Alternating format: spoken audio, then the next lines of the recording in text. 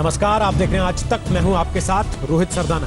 शाम के 7 बज चुके हैं और देश तक की खबरों की शुरुआत करेंगे सीमा पर तनाव की बात से। लद्दाख सीमा पर चीन लगातार साजिश कर रहा है, जिसको सबक सिखाने के लिए भारत ने तैयारियां तेज कर दी। क्या है भारत की तैयारी, आपको बताएंगे। इसके अलावा बात करेंगे कोरोना के खत्म होने की डेडलाइन की, जिसका ऐलान पीएम मोदी ने किया है। अगले आधे घंटे में बिना ब्रेक के आपके सामने पूरे देश की अहम खबरें होंगी। शुरुआत चीन को सबक सिखाने के साथ, जिसकी तैयारी भारत ने कर ली है।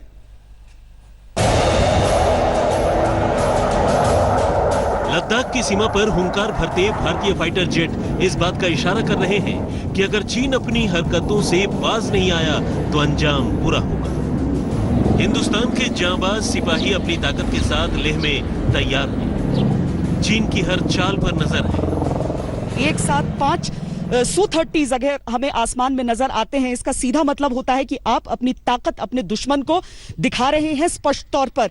जहां तक सीमाओं का सवाल है, वहां पर हमारे भारतीय सेना के जवान लगातार तैनात हैं, जो लेह में मौजूद रहते हैं। उनकी ट्रेनिंग उस हिसाब से चलती रहती है। हालात को देखते हुए भारतीय सेना और वायुसेना ने युद्धाभ्यास भी किया। इस युद्धाभ्यास में फाइटर और ट्रांसपोर्ट विमान शामिल हुए, जिसका मकसद दोनों सेनाओं के बीच तालमेल बढ़ाना था। इस युद्धाभ्यास में सुखोई लड़ाकू विमान और चिनूक हेलीकॉप्टर शामिल हुए। इसमें भारतीय वायुसेना के सुखोई 30 MKI अत्याधुनिक लड़ाकू विमान हिस्सा ले रहे हैं। साथ ही साथ इसमें सेना की रसद सामग्री और सिपाहियों को तेजी से एक जगह से दूसरी जगह ले जाने के लिए C-130J हर्क्यूलिस और अलग अलग मालवाहक विमान भी हिस्सा ले रहे हैं।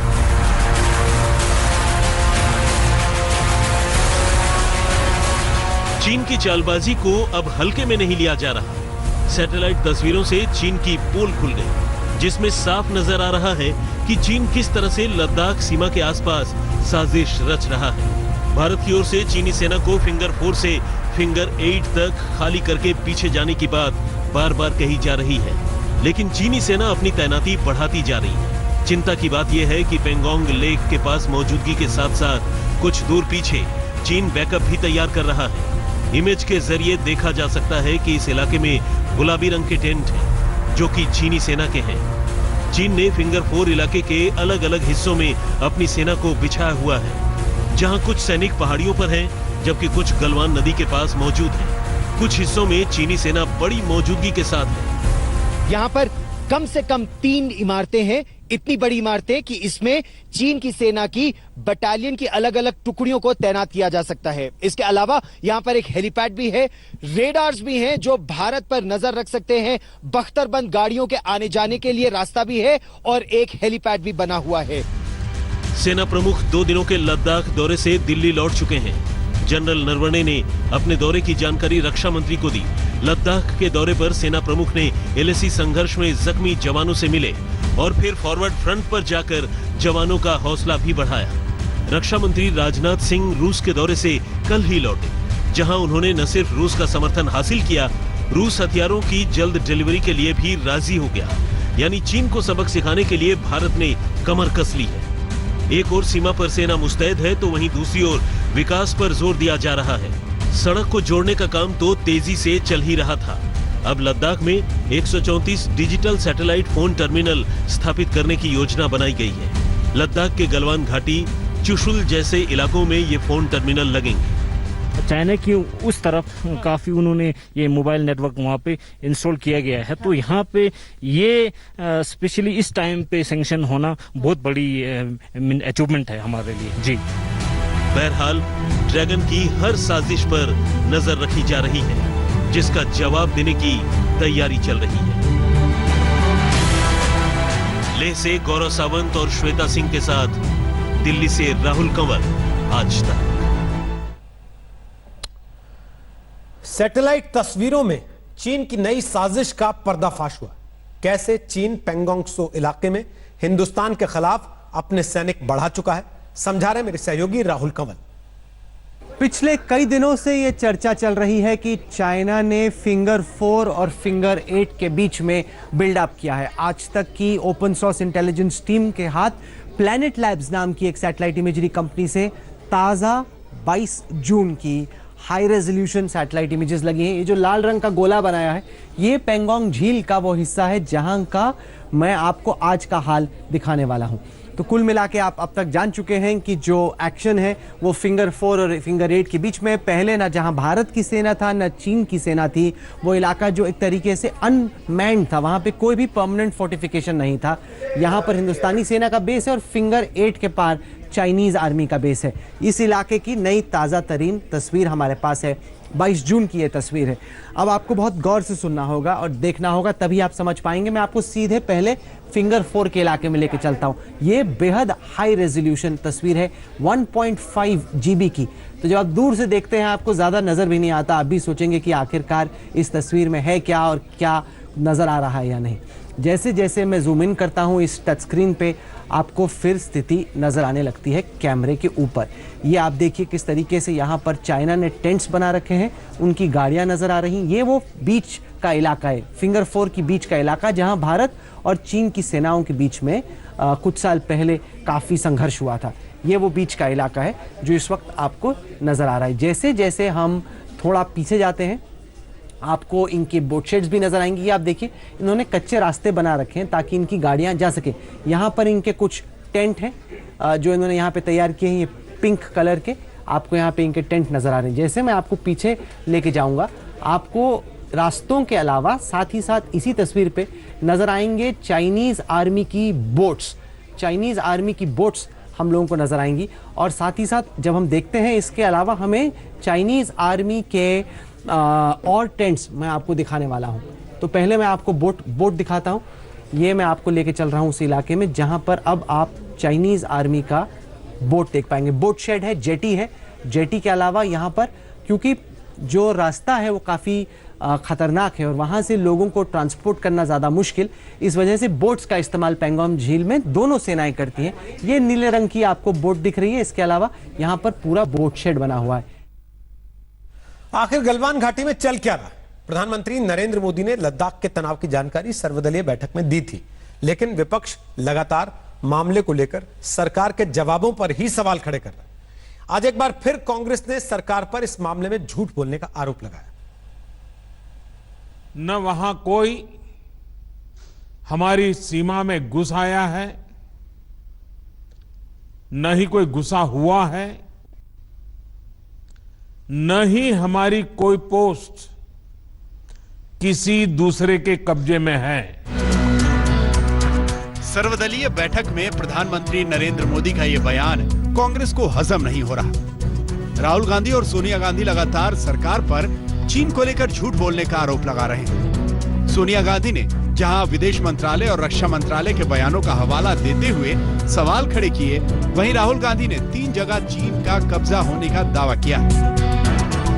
प्रधानमंत्री कहते हैं कि हमारी सीमा में कोई घुसपैठ नहीं हुई, पर दूसरी ओर रक्षा मंत्री तथा विदेश मंत्रालय बड़ी संख्या में चीनी सैनिकों की मौजूदगी एवं अनेकों बार चीनी घुसपैठ की चर्चा करते हैं। सैटेलाइट फोटोग्राफ्स में दिखाई दे रहा है, लद्दाख की जनता कह रही है, आर्मी के रिटायर्ड जनरल्स कह रहे हैं कि चाइना ने हमारी ज़मीन छीनी है। एक जगह नहीं बल्कि 3 जगह चाइना ने हमारी ज़मीन छीनी है। प्रधानमंत्री जी, आपको सच बोलना ही पड़ेगा, देश को बताना पड़ेगा, घबराने की कोई ज़रूरत नहीं। राहुल गांधी लगातार आरोप लगा रहे हैं कि चीन पर पीएम सच नहीं बोल रहे। राहुल ने सैटेलाइट तस्वीरों का भी हवाला दिया। प्रधानमंत्री नरेंद्र मोदी ने 19 जून को सर्वदलीय बैठक में चीन के हालातों की जानकारी दी थी। लद्दाख में हमारे 20 जाबाज शहीद हुए, लेकिन जिन्होंने भारत माता की तरफ आंख उठाकर देखा था, उन्हें वो सबक सिखा कर गए। मोदी के बयान के बाद भी सोनिया और राहुल लगातार सरकार पर हमले कर रहे हैं। विदेश मंत्रालय ने भी कल साफ किया कि सीमा पर हालात सामान्य नहीं है। मई की शुरुआत में चीनी सैनिकों ने गलवान घाटी में भारत की गश्त को रोकने से LAC पर तनावपूर्ण स्थिति पैदा की और दोनों देशों के बीच संबंधों में गिरावट आ गई। चीन को अगर शांति और शांति व्यवस्था बनाए रखनी है तो दोनों राष्ट्रों के बीच पूर्व में किए गए समझौतों का सम्मान करना होगा। बहरहाल चीन को लेकर देश की सियासत गर्म है।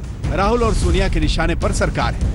एक तरफ बॉर्डर पर भारतीय सेना चीन को सबक सिखा रही है, तो दूसरी तरफ नई दिल्ली में भी चीन को लेकर सियासी जंग छिड़ी हुई है।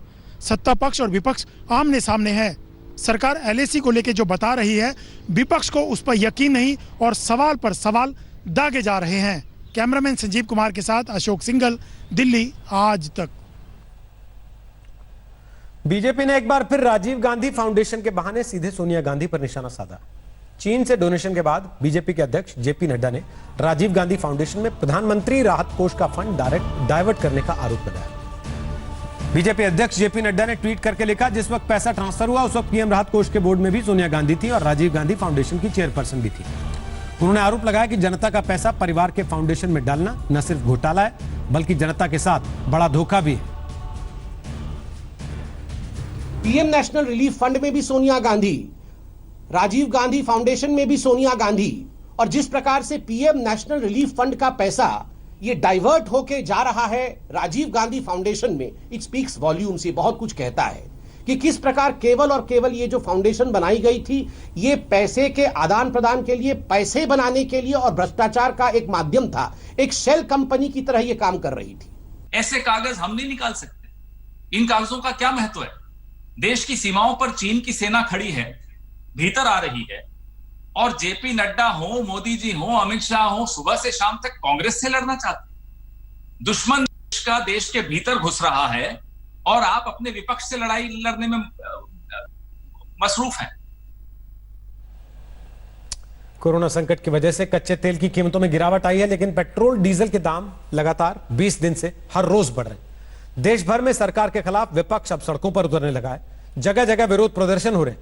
लखनऊ में आज हंगामा बढ़ा तो समाजवादी पार्टी के कार्यकर्ताओं पर पुलिस ने लाठीचार्ज किया।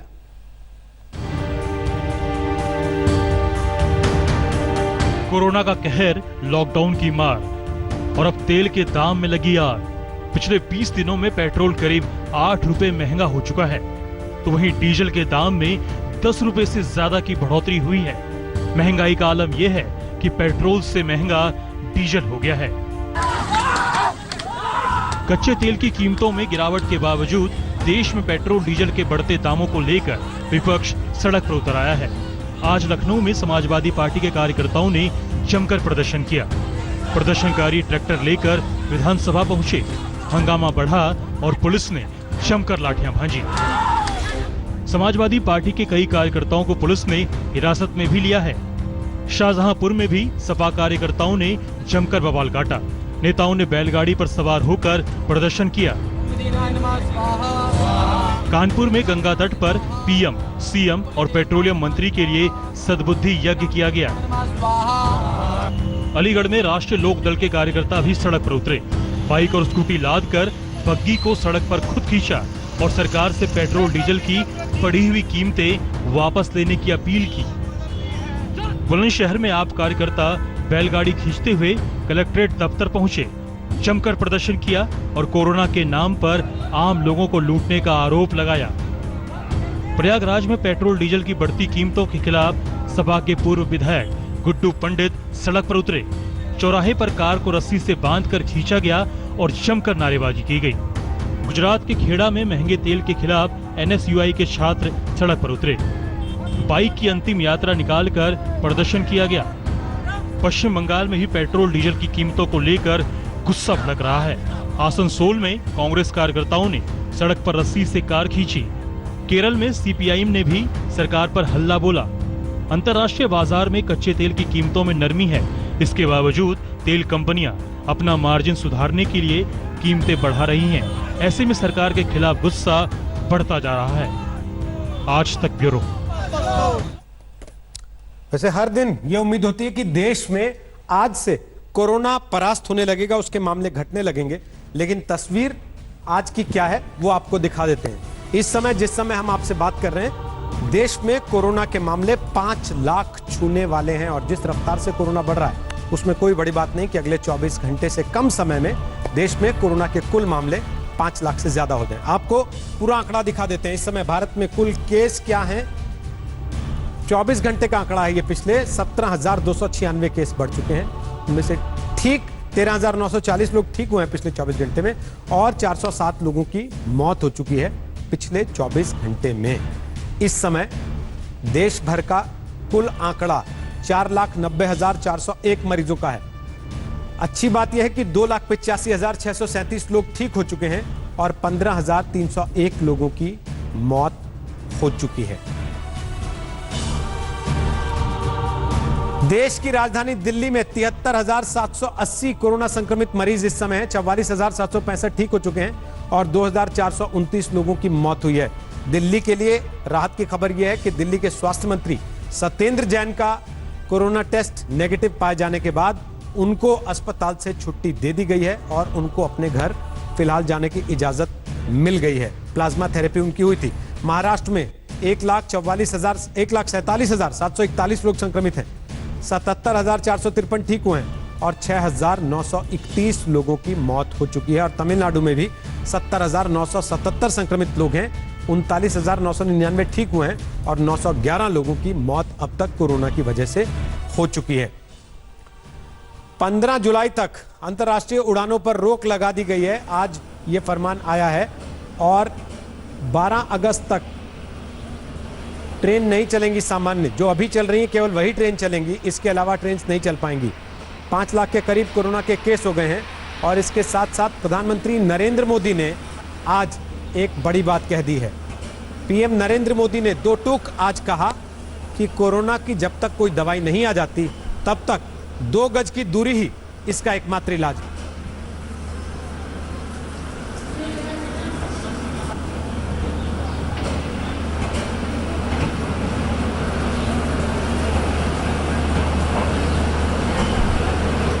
तो सुनवाते हैं आपको प्रधानमंत्री नरेंद्र मोदी ने आज क्या कहा।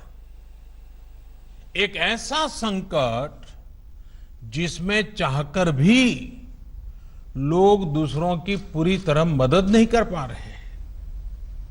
इस दौरान शायद ही कोई ऐसा होगा जिसको कोई परेशानी न हुई हो। हर किसी को दिक्कतों का सामना करना पड़ा है।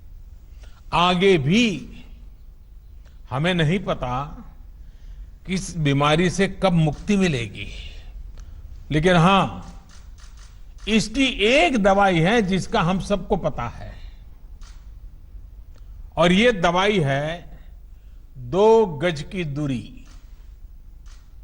ये दवाई है मुंह ढकना, फेस कवर या गमछे का इस्तेमाल करना। जब तक कोरोना की वैक्सीन नहीं बनती है, टीका नहीं बनता है, हम इसी दवाई से इस कोरोना से रोक पाएंगे। और अब खबर योग गुरु रामदेव की, जिन्होंने कोरोना के खिलाफ दवा बनाने का दावा तो कर दिया, लेकिन कुछ राज्यों ने अब बाबा के खिलाफ ही मोर्चा खोल दिया। नया नाम झारखंड का है।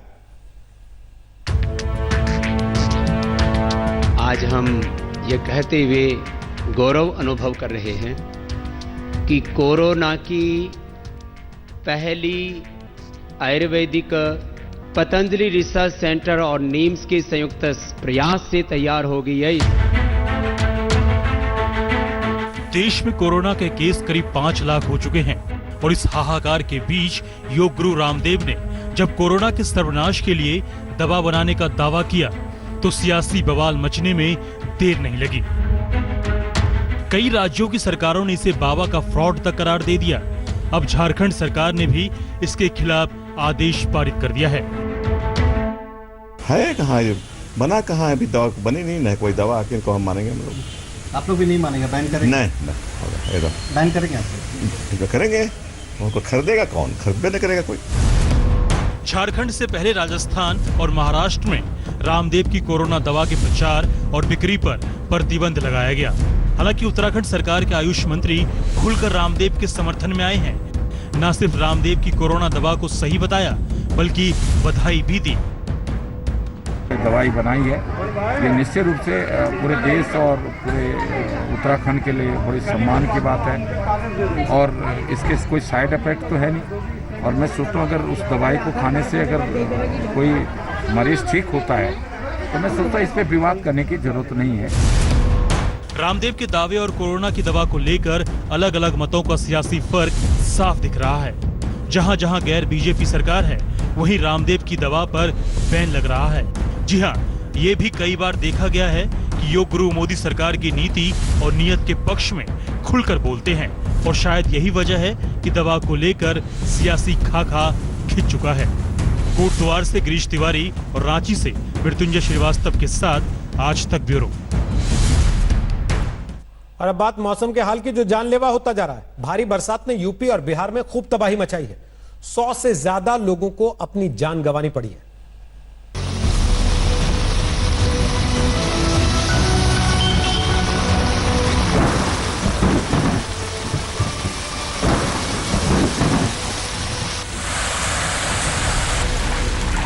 उत्तर भारत में मौसम ने करवट क्या बदली, आसमान से मानो मौत बरसने लगी।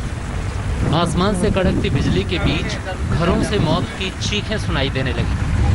यूपी में 48 घंटे के अंदर बारिश ने 24 लोगों की जान ले ली, तो बिहार में बारिश और बिजली गिरने से अलग अलग शहरों में करीब 93 लोगों की मौत हो गई। और राज्य के विभिन्न जिलों, उत्तर बिहार के विभिन्न जिलों में 93 लोगों की मौत से हम सब काफ़ी मन को हाथ पहुंचा है जाकर के, और हमारी सरकार ने उन परिवारों को, आश्रितों को 4-4 लाख रुपए मुआवजा देने का ऐलान किया है। बिहार में 72 घंटे के लिए तेज बारिश का अलर्ट है। पटना को तो बारिश ने पूरी तरह से पानी पानी कर दिया। राजधानी तालाब में तब्दील हो गई। बिहार में अगले 72 घंटे के लिए भारी बारिश और वज्रपात को लेकर अलर्ट जारी किया गया है, और पटना में भी बारिश हो रही है। और आप देख सकते हैं बारिश की वजह से कुछ इलाकों में जो है जल जमाव की स्थिति वो पैदा हो गई है। भागलपुर, समस्तीपुर, मधुबनी, गोपालगंज, अररिया, दरभंगा समेत कई जिलों में बिजली गिरने का प्रकोप देखने को मिला।